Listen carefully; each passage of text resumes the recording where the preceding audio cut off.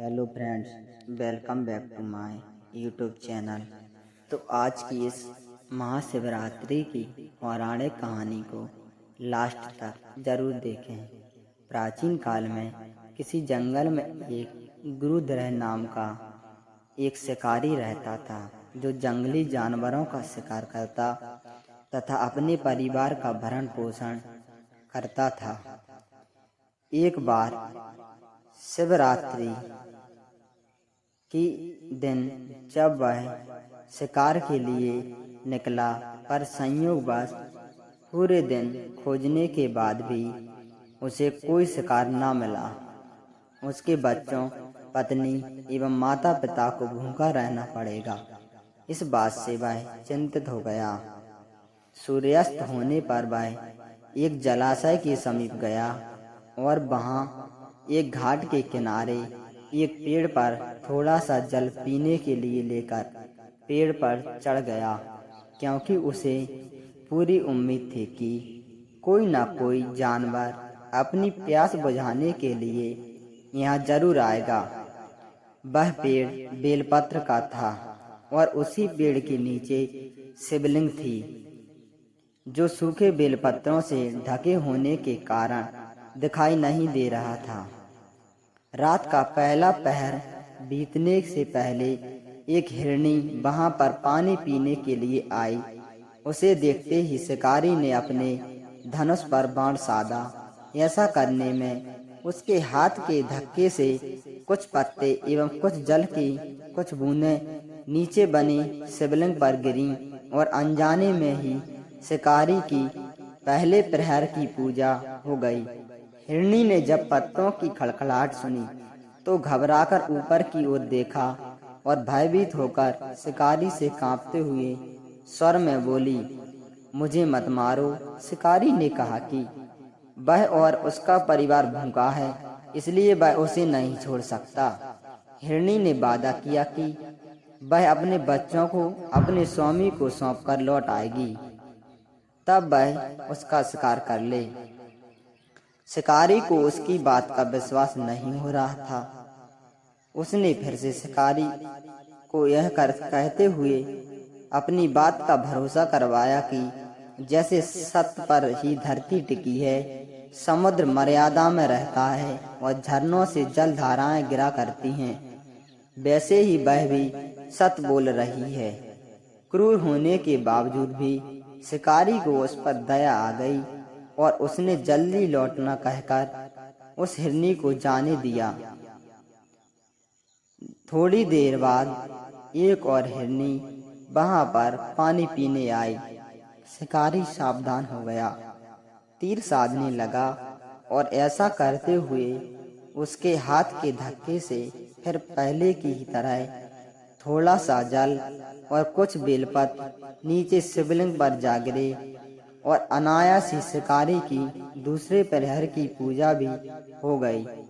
इस हिरनी ने भी भयभीत होकर शिकारी से जीवन दान की याचना की, लेकिन उसके अस्वीकार कर देने पर हिरनी ने उसे लौट आने का वचन यह कहते हुए दिया कि उसे ज्ञात है कि जो वचन देकर पलट जाता है उसका अपने जीवन में संचित पुण्य नष्ट हो जाता है। उस शिकारी ने पहले की तरह इस हिरनी को वचन का भी भरोसा कर उसे जाने दिया। अब तो वह इसी चिंता से व्याकुल हो रहा था कि उनमें से शायद ही कोई हिरनी लौट कर आए और अब उसके परिवार का क्या होगा। इतने में ही उसने जल की ओर आते हुए एक हिरण को देखा। उसे देखकर शिकारी बड़ा प्रसन्न हुआ। अब फिर धनुष पर बाण चढ़ाने से उसके तीसरे प्रहर की पूजा भी स्वतः ही संपन्न हो गई, लेकिन पत्तों के गिरने की आवाज से वह हिरण सावधान हो गया। उसने शिकारी को देखा और पूछा, तुम क्या करना चाहते हो? वह बोला, अपने कुटुंब को भोजन देने के लिए तुम्हारा वध करूंगा। वह मृग प्रसन्न होकर कहने लगा, मैं धन्य हूं कि मेरा यह शरीर किसी के काम आएगा, परोपकार से मेरा जीवन सफल हो जाएगा।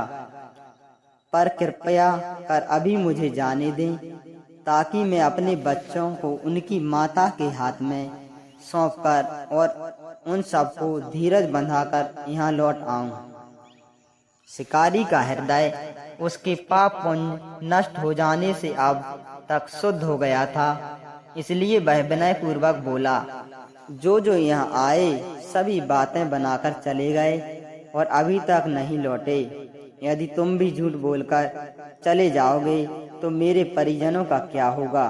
अब हिरण्य ने यह कहते हुए उसे अपने सत्य बोलने का भरोसा दिलवाया कि यदि वह लौटकर ना आए तो उसे वह पाप लगे जो उसे लगा करता है, जो सामर्थ्य रहते हुए भी दूसरों का परोपकार नहीं करता। शिकारी ने उसे भी यह कहकर जाने दिया कि शीघ्र लौट आना। रात्रि का अंतिम प्रहर शुरू होते ही उस शिकारी के हर्ष की सीमा न थी, क्योंकि उसने उन सब हिरण हिरनियों को अपने बच्चों सहित एक साथ आते देख लिया था। उन्हें देखते ही उसने अपने धनुष पर बाण रखा और पहले की तरह ही उसके चौथे प्रहर की शिव पूजा संपन्न हो गई। अब उस शिकारी के शिव कृपा से सभी पाप भस्म हो गए। इसलिए वह सोचने लगा, ओह, एक पशुधन है जो ज्ञानहीन होकर भी अपने शरीर से परोपकार करना चाहते हैं, लेकिन धिक्कार है मेरे जीवन को कि मैं अनेक प्रकार के कुकृतियों से अपने परिवार का पालन करता रहा। अब उसने अपना बाण रोक लिया तथा मृगों से कहा कि वे सब धन्य हैं और उन्हें वापस जाने दिया। उसके ऐसा करने पर भगवान शंकर ने प्रसन्न होकर तत्काल उसे अपने दिव्य स्वरूप का दर्शन करवाया तथा उसे सुख समृद्धि का वरदान देकर गुह नाम प्रदान किया। मित्रों, यह वही गुह था जिसके साथ भगवान श्री राम ने मित्रता की थी। तो वीडियो अच्छी लगी हो तो वीडियो को लाइक और चैनल को सब्सक्राइब अवश्य करें।